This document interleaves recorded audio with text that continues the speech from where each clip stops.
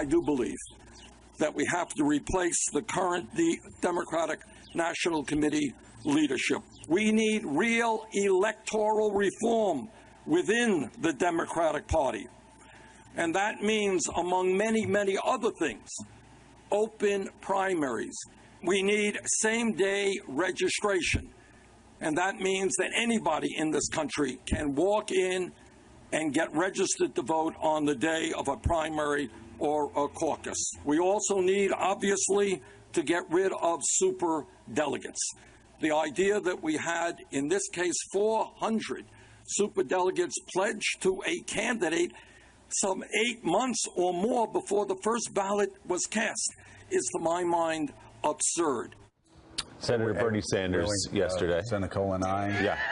We got a deal for Bernie. We got a deal for Bernie Sanders. If the Democrats will give up super delegates, we will take You want them?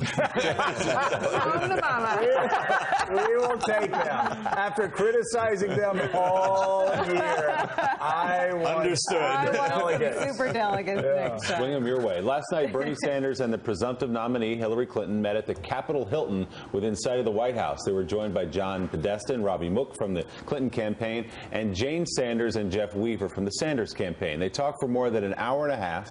Afterward, issued nearly identical statements touting their positive discussion, areas of agreement like raising the minimum wage and the danger of Donald Trump. But where Hillary Clinton spoke of unifying, Sanders stopped short. He has not suspended his campaign or endorsed Hillary Clinton. Joining us now, the director of the Earth Institute at Columbia University, economist Dr. Jeffrey Sachs. He tells me he's never been more excited about two choices. It is. Isn't it wonderful? You're thrilled about this. And the editor of The New Republic, Eric Bates. The cover story in the latest issue of the magazine is The Split, 19 Reasons the Democrats Are So Divided and What It Means for the Party's Future. So, Eric, I guess the magazine talked to 23 of the country's leading scholars, artists, activists about what you're calling the Democratic split. What'd they find? Well, they're all over the place because there's a split. I think that's the first point. But what they found in general, what we found, is that the split is very, very real. It's very, very deep. And the worst thing that the Democrats could possibly do is to ignore it and to paper it over in the sense of a false unity to try and win in November. This isn't going to go away. Over 10 million voters came out to vote against Hillary Clinton and what they feel she represents. And I think that's why you see Sanders staying in the race, because he's staying in it for the things he represented in the Democratic Party. And the Democrats, if they want to govern well into the future, have to find a way to overcome that divide and bring the Sanders voters and the Sanders ideas into the fold. So, Jeffrey Sachs, we've been talking to a lot of Republicans that say they can't vote for Trump. How about you? Are you going to be able to vote for a Democratic nominee who's essentially a neocon and who has as close ties, or actually closer ties, to Wall Street than the Republican nominee? No, I've written that I'm going to vote for Hillary. There's no doubt about it. But whether she's going to be able to rally those millions of voters for Sanders is another matter. How discouraging is that to you, though? Well, it's not my favorite choice, but compared to what we have with Trump, I don't think that there's any doubt that that's the right thing to do. But the real point right now is she may think, okay, I got it, 12-point advantage in the polls. I don't need to do any of this. I'm going to do typical Clintonian triangulation, move to the right now. I think she's going to lose a lot of young people in this country. And my guess is, sad to say, this is going to be a very close election. And I think she'd make a huge mistake to try to ignore this faction. That's my own view. But if it's going to be a close election, isn't the better, I mean, put aside your personal ideology, isn't the better political strategy for her to do just what you described? I mean, isn't there a unique opportunity for her to bring around national security Republicans, the Wall Street Journal sort of conservative Republican? I mean, isn't that the better political strategy? Especially with the concern with Trump. My own guess, I mean, we're all just guessing right now, but my feeling is she going to be able to excite voters? Because if it's just not Trump, I think it's going to be so close that it's going to be very hard. People are going to have to vote for her.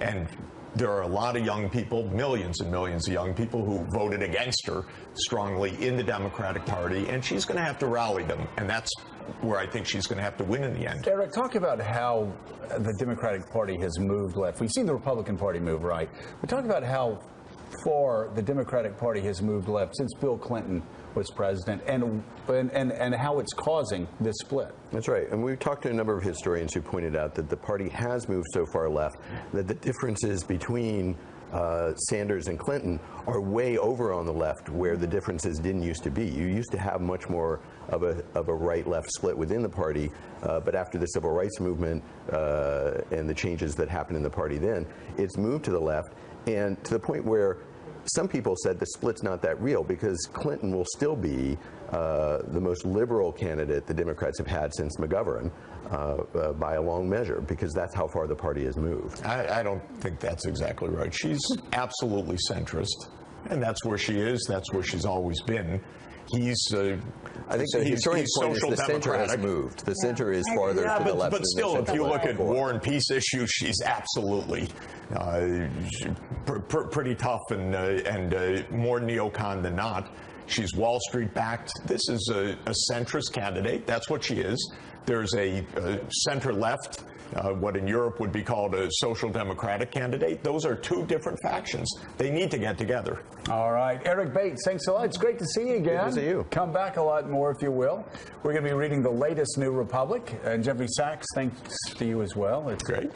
You're handling this. I think he's handling it pretty well. See, though, it's still a tough pill to swallow. No, we're there. Kind of pushed back at the end. Coming up next, new numbers out this morning show Donald Trump continuing to slide against Hillary Clinton, while Clinton gets backup from President Obama as the two team up for a coordinated to the second attack of Donald Trump. We'll be back in a Hey there, I'm Chris Hayes from MSNBC. Thanks for watching MSNBC on YouTube. If you want to keep up to date with the videos we're putting out, you can click subscribe just below me, or click over on this list to see lots of other great videos.